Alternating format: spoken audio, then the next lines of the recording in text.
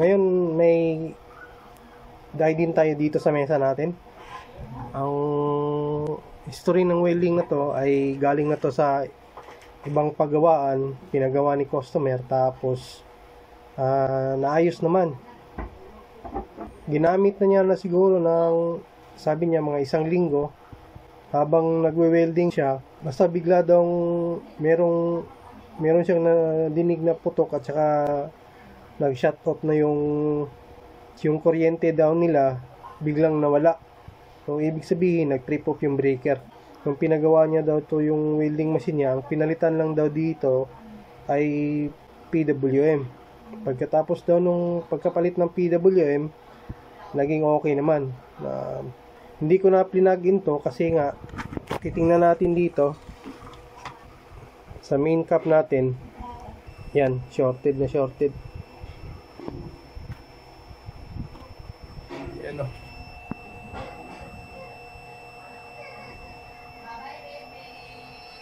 Yan. Tapos pag binaliktad natin, shorted din, ayaw mawala yung tunog.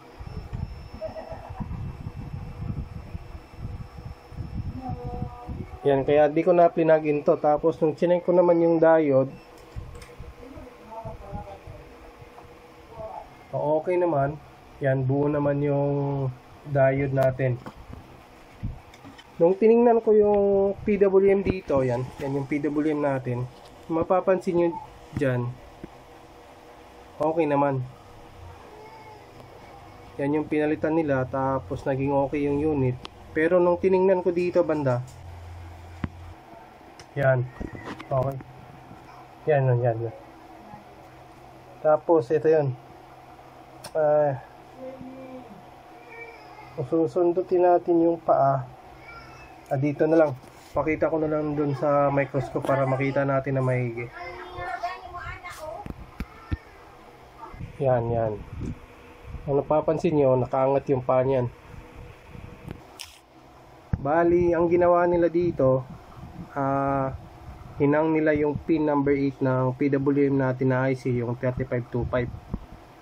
Alam ko na yung dahilan yan kung bakit nila ginawa yan. Pilit nilang pinalabas yung PWM signal natin dito. Kung tutusin nyo yan,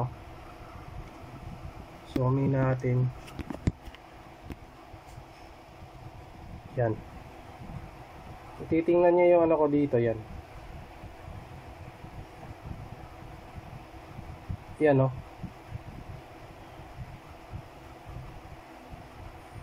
ganyan pa natin ang code para motas. Yan. So nakahang yan yung pin number 8.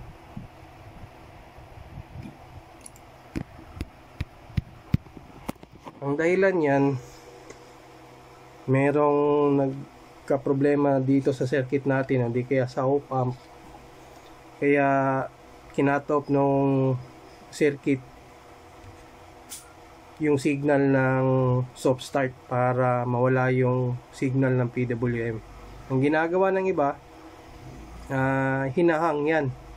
So sabi nung may-ari, kinausap ko, sabi niya nagamit lang daw niya na siguro 1 linggo, tapos bigla na lang daw huminto, parang may narinig siyang pumutok, tapos nag-trip off yung breaker nila.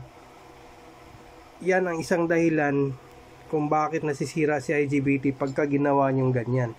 Kahit na anong ilagay nyo dito, na pagpalagay nating hindi makapasok yung moisture, o kaya tabunan nyo na, basta kahit na tabunan nyo yan, kahit na magkakaroon yan dito sa paligid ng mga interference voltage natin, yung interference frequency, napapasok dyan sa paa na yan. Pagka once umabot sa threshold yun, kahit konti lang, millivolt lang pinag-uusapan natin dito na pumasok dyan, sira kaagad yung IGBT habang umaandar. Hindi naman masisira yan pagka hindi umaandar. Pagka umaandar yan, nakahang to, yun, talagang yan yung magiging problema nyo. At nung binalik niya daw dun sa pinagawa niya, ang sabi, sira na daw yung IC. Kaya naglagay ako ng ganyan, kinat ko para diretso na mamaya bago ko tatanggalin yung mga IGBT. At nung inano nila na siyempre back job mo yun kasi nasira yung IGBT. Magkano ang IGBT niyan? Dalawa-dalawa, di 4 yan. Ang sakit sa bulsa niyan. Kung hahanapin nyo lang sana kung ano naging dahilan dito, wala sanang problema. Tsaka hindi nyo pwedeng ihang yan. Gawa nga ng ang design yan, talagang hindi pwedeng nakatenga yan. Dapat merong connection yan. Ang isang nagko-control dito sa pin number 8 is yung shutdown. Kaso nga lang, yung shutdown doon, hindi rin pwedeng nakatenga yan. Ang ginawa sa kahit na anong brand ng welding, ang shutdown pin dito is naka sa ground. Kaya malabo yung mapasukan ng interference. Pero pagka ito hinang nyo yung pin na yan, talagang mapapasukan yan ng mga interference dito. At yun nga ang nangyari. So kung gusto niyo na madali ang pera, di gawin niyo naman ganyan. Kasi kawawa din naman yung may-ari. O konti lang yung naging problema sana. Kung hinahanap niyo yan, matutunod niyo naman. Kung dito, nagpalit din sila ng yan, ng pump. Ganon din, wala ring nangyari. Nagpalit sila ng PWM, wala ring nangyari. At nung hinang nila yung pin number 8, yun, lumabas yung signal. Pinabayaan na lang ng ganon. O ganito ang mangyayari sa welding machine nyo pagka hinang nyo yan. Subukan yung gumawa ng welding machine na umaandar na, tapos patayin nyo. O kahit na ano pa man. O pagkatapos ihang nyo to, tapos paandarin nyo. Siyempre, aandar yan. Kahit na anong problema sa board, wala nang pipigil sa PWM signal natin na hindi lumabas. Talagang lalabas yan kasi nakahang na yan At pagka umaandar yan, at kahit na tinutok mo yung kahit na anong tutok mo dito, hinipo mo yan, automatic sasabog yung IGBT natin. Matik yan. O kung gusto nyo mag-eksperimento, gawin nyo. Ihang nyo muna to, tapos pandarin nyo yung welding, tapos hipuin nyo lang to. Kahit na tweezer man o ganito. Hipuin nyo lang yung pin number 8 na yan, puputok yung IGBT. Kaya yan yung isang doon, yung isang risky doon pagka hinang nyo yan. Kasi kaya naman nawala yung signal dito, may problema na yung circuit. Hindi na rin mamamatay yan kahit na anong gawin nyo dito. Kahit na uminit to ng uminit, dapat mag-trigger yan na papatayin niya yung signal. Hindi na niya mapapatay kasi nga alam na nung circuit na umabot na siya dun sa threshold na dapat i-cut off na yung voltage dito. Kaso hinang nyo yan, so wala na, tuloy-tuloy na. Kalahat ng natin, pump, hindi na gumagana yon. At saka yung ibang circuit dito, hindi na rin gumagana. Kaya maging paalala sa inyo. Kung gusto niyo na magkapera, ganyan gawin nyo, tapos balik din sa inyo. So balik na ako, tanggalin ko muna yan, tapos ibalik natin yung pin at tingnan natin kung ano naging problema, kung magkakaroon ba sila ng signal ng PWM o hindi. Sa tingin ko hindi. So tanggalin ko muna yung mga IGBT dito kasi sira na yan. Ngayon, ito na si Daidin. Natanggal na natin yung mga IGBT pati heatsink. At ito yung heatsink niya, yung IGBT niya. Tapos testerin natin kung may nakaligtas pa dito sa mga IGBT na to. Kung napapansin nyo yan, hindi pa napapalitan yung mga pyesa na yan, parang original pa. Tester natin dito. Yan. Wala, shorted. Hindi. Ito, open. Nakikita nyo yan, umitim yung niyan, yung dalawang pa. Hindi ito. Yan, shorted.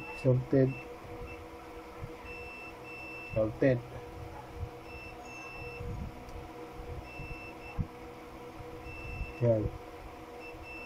So, shorted lahat. Yan yung mangyayari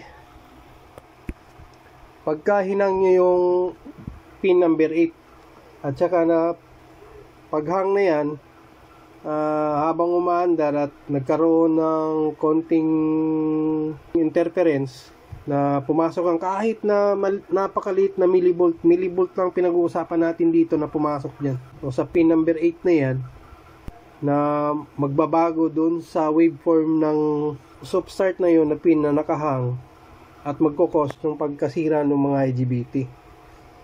So biruin nyo kung ano na yan. Tapos okay lang sana kung kaya pang remedyohan yung mga IGBT o di kaya kayo ang ano yan, magtatapadan yan. O ngayon, tetester natin dito kung kakaroon na ba ng shorted yung main cap natin. Pag wala, so try natin tong paanda rin. Yan, dapat ganun lang. Tapos pag binaliktad mo ulit, yan, mamamatay. So bali wala na to, okay na to. Yan, patay. Yan. So ngayon okay na yan. Try natin ngayon tong i-on. Hindi pa nakakabit yung pin number 8 ha. Nakahang pa rin yung pin number 8. Sana makita natin dito na maayos. Yan, kaangat yung pan yan. So ngayon, papanda rin natin to, tapos titingnan natin. Sigurado ako magkakaroon ng signal yan. Pero once pag binalik natin yan, mawawala yung signal kasi nga mayroong problema sa circuit na to. Propose ko lang video, tapos maglalagay lang ako dito ng switch. Bali ngayon try nating i-connect yung nakahang na pin 8 dun sa circuit niya, no? At titingnan natin kung mawawala ba yung PWM signal natin. Bali-on natin yung unit. So ayan, naka-on na, tapos meron tayong signal. So pakita nyo, ganyanin muna natin. Tapos try nating sundutin yung pin 8, ipagdugtong natin yung hinang nilang wire. Tingnan nyo yung oscilloscope natin. Yun, nawala, di ba? Tapos wala rin tayong nakikita ang ano dito, supply. Ayan yung dahilan kung bakit hinang nila yung pin number 8 para magkaroon lang ng signal yung PWM. Kaya isa yan sa dahilan. Tapos pag binitawan ko yan, kakaroon ulit. Yan. Kaya yan yung dahilan nila pagkahinang, kasi hindi nila makuha-kuha kung paano nila palalabasin yung signal ng PWM. Yan yung hanapin nating trouble dyan, pero makikita ko naman yan. Bali ngayon kabit na natin yung pin number 8 doon sa ano niya. Tapos try natin ngayon kung yung tunay na problema nito.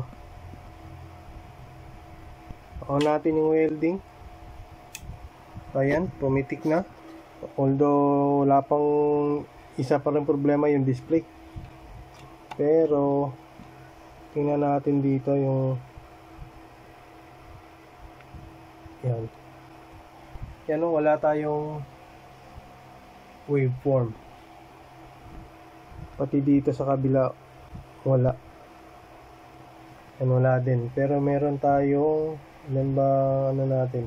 Tingnan natin yung supply. Yan, meron naman.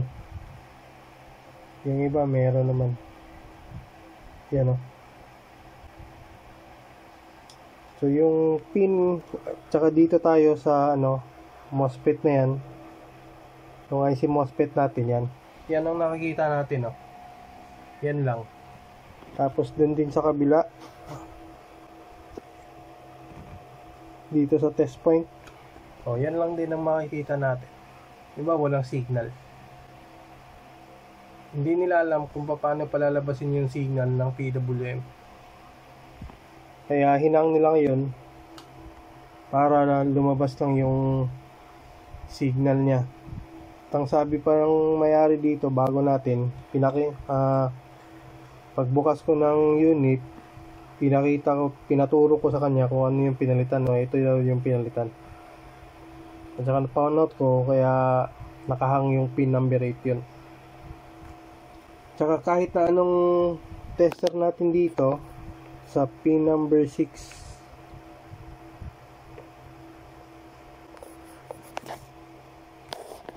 yun, may 24 volts tayo na supply. Tapos meron din tayo 15 volts na supply. Tapos yung pin number 14, wala tayong supply.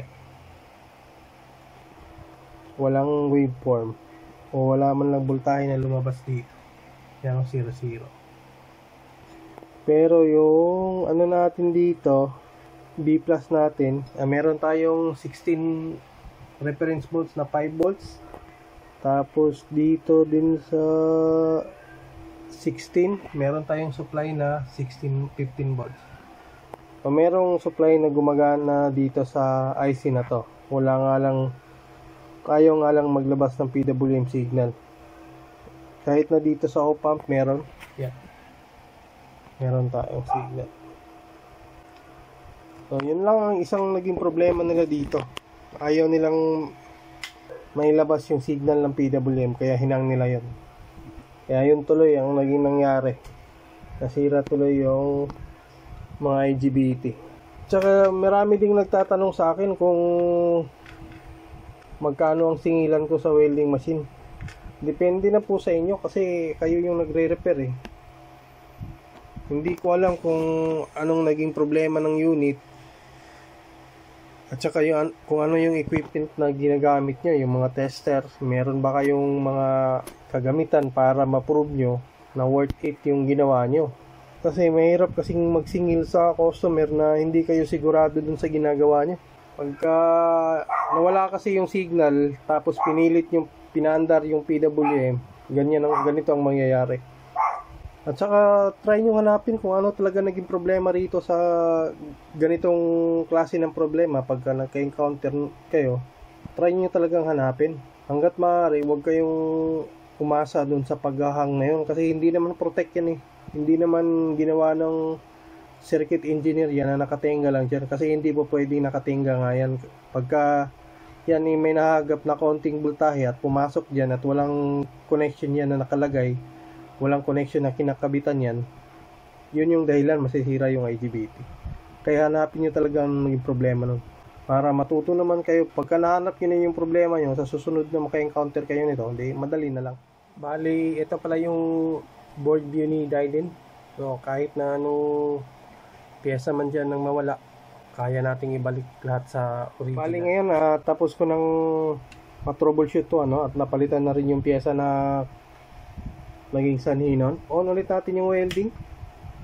Yan. Ayaw pa rin umilaw nung yung digital. O baka nasira din. So ngayon test tayo ng PWM signal. So yan lumabas signal natin. Tapos dito rin yan sa kabila lumabas din. So yun lang, madali sa akin naman kasi madali ko na matutuntun kung saan yung naging problema kasi nakabisado ko na kasi yung circuit ni Diden at saka yung dito din napalabas na rin natin yung 4.4 yung 4 volts na kahit nasukatin natin dito sa digital natin, meron tayong masusukat na ngayon dito na voltahe na 4 volts. 4.8. Yeah. So ganun lang. Para kasi yung isusum in nyo na yan, nakadikit na yan. Yung pin number 8 natin nakadikit na yan. Hindi na nakahang yan dito. nakadikit na yan. Meron tayong 4.4. Yan. So, naging okay na to. Ganun lang ang naging problema. Nadali pa yung mga LGBT dito sa kagagawan ng paghang ng pin number 8 na yan. So kung sa inyo, sana matutunan nyo paano hanapin yan, para pag na-encounter nyo yung mga ganitong problema, madali nyo lang masosolve.